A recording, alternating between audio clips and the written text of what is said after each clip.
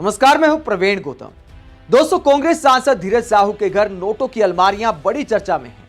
हालांकि करप्शन की दुनिया इन अलमारियों से कहीं ज्यादा विशाल है, जिसे लेकर वरिष्ठ पत्रकार दिबांग ने मोदी सरकार से चुपते सवाल पूछे हैं, मोदी सरकार को एक्सपोज किया है। बीजेपी वाले प्रचार कर रहे हैं कि देखिए, अलमारियों के नोटों का इस्तेमाल अब मुफ्त राशन वाली योजना पर किया जाएगा, जन कल्याण वाली योजनाओं पर किया जाएगा। और दिबांग ने इसे लेकर मोदी सरकार और बीजेपी को आईना दिखाया है, जो हर किसी को सुनना चाहिए। दिबांग ने क्या कहा, यह आगे आपको दिखाएंगे। पहले बात करते हैं कि कांग्रेस ने क्या सफाई दी है। कांग्रेस कहती है, जयराम रमेश कहते हैं, सांसद धीरज साहू के बिजनेस से भारतीय राष्ट्रीय कांग्रेस का कोई लेना देना नहीं है। सिर्फ वही बता सकते हैं, और उन्हें यह स्पष्ट करना भी चाहिए कि कैसे आयकर अधिकारियों द्वारा कथित तौर पर उनके ठिकानों से इतनी बड़ी मात्रा में कैश बरामद किया गया है। तो जयराम रमेश कहते हैं कि धीरज साहू के बिजनेस से भारतीय राष्ट्रीय कांग्रेस का कोई वास्ता नहीं है, हमारा कोई लेना देना नहीं।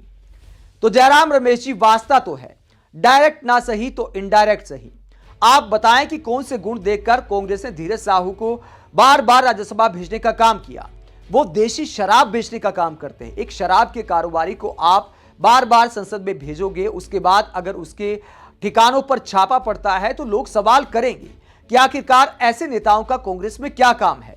तो आप ये बोलकर पल्ला नहीं झाड़ सकते कि धीरज साहू से हमारा कोई लेना देना नहीं है, क्योंकि ये बात साफ हो जाती है कि सिर्फ पैसे के दम पर धीरज साहू जैसे लोग संसद में जाते हैं, और ऐसे लोगों की हर दल में भरमार है। ये एक कड़वी सच्चाई है।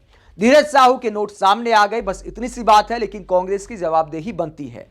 लेकिन जवाबदेही मोदी सरकार की भी बनती है, जिसे लेकर वरिष्ठ पत्रकार दिबांग ने सवाल उठाए हैं। दिबांग क्या कहते हैं?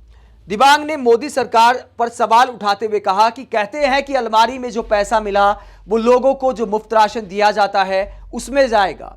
फिर जो 14,56,226 करोड़ रुपए बैंकों ने पिछले 9 साल में उद्योगपतियों का माफ किया है, उस पर कार्रवाई क्यों नहीं करते?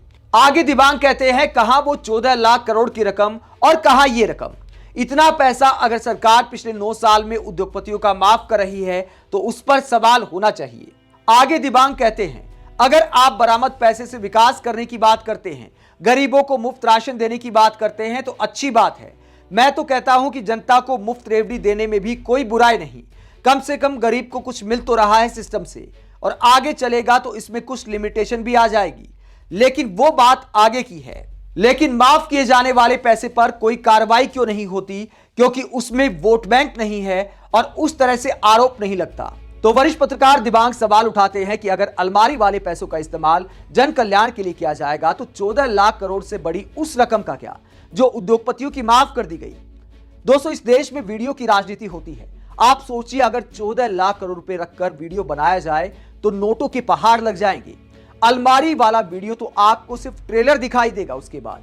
हालांकि अलमारी वाले वीडियो को लेकर भी कांग्रेस को डिफेंड नहीं किया जा सकता, लेकिन यह वीडियो और धीरज साहू की कहानी कड़वी हकीकत को दिखाती है कि हमाम में सब नंगे हैं, चाहे कोई भी राजनीतिक दल क्यों न हो। ज्यादातर पैसे वालों को ही विधानसभा की टिकट मिलती है, इसीलिए तमाम पार्टियों में चाहे कोई भी दल क्यों न हो, कम पढ़े लिखे और बेहद अज्ञानी लोग भी विधानसभा और संसद में पहुंच जाते हैं, जो अपनी मलाई खाने का काम करते हैं जन कल्याण की बजाय। यह सभी पार्टियों की हकीकत है, और धीरज साहू का मामला यही दिखाता है।